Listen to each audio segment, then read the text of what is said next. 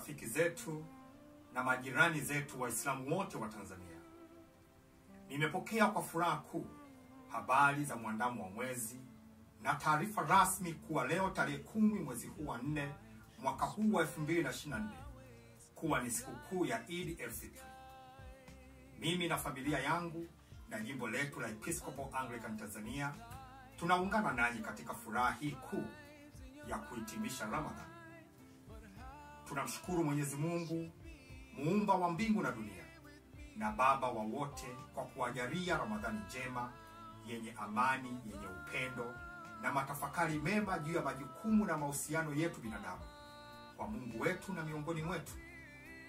Katika kuonyesha upendo wetu kwenu, na hasa tunapojua mmekuwa mkituombea sana katika dua zenu, nimewasiliana na Shehe wa Mrali na kumpa salamu zetu za upendo za Idi kama kiongozi mwenzetu wa dini katika sehemu ambayo ofisi zetu kuu za jimbo zipo.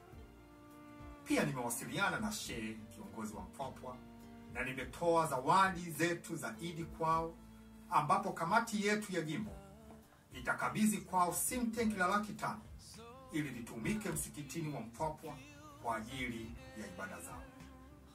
Tumefanya hivi maana Mpwapwa ni sehemu muhimu sana katika historia ya jimbo letu la Episcopal Anglican. Salamu hizi za upendo wa vitendo ni mwanzo tu wa jimbo letu kufanya kazi na dini zote kwa ajili ya kuwa baraka kwa jamii ya Watanzania. Ni nia yangu kama askofu mkuu wa Tanzania kuhakikisha jimbo letu linashirikiana na watu wote wenye nia njema katika kujenga mahusiano mema na kumtumikia Mungu kwa watu wote.